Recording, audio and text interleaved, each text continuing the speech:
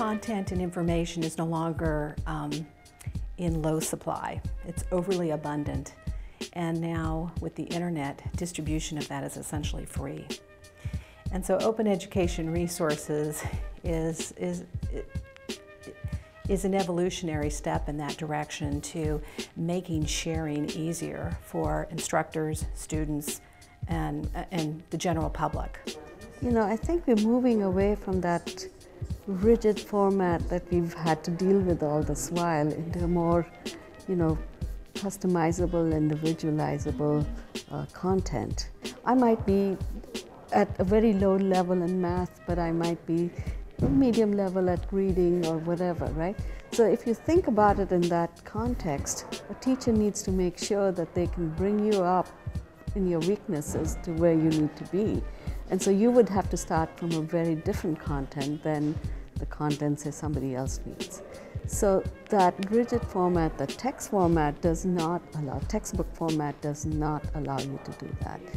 I want to understand, I want to solve a problem, I want to be trained or certified. How can I pull that off is no longer dependent upon one linear path in one particular frame.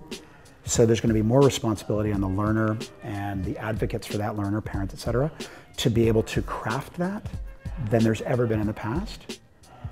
So how can we as a system or as a community or as a profession begin to support lots of different ways that can be done as opposed to an either or debate? And because I'm afraid that those who have leverage, power, and resources are going to pull it off, and those who don't are going to be further marginalized in terms of opportunity.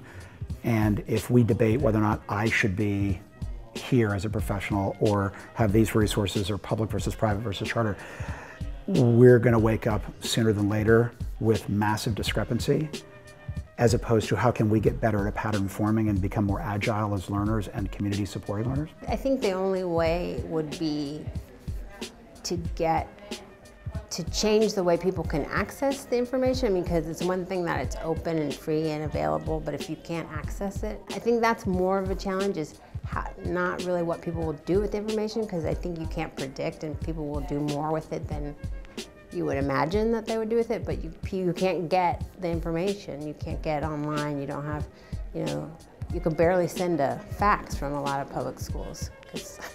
So, you know, I think there's just this leap.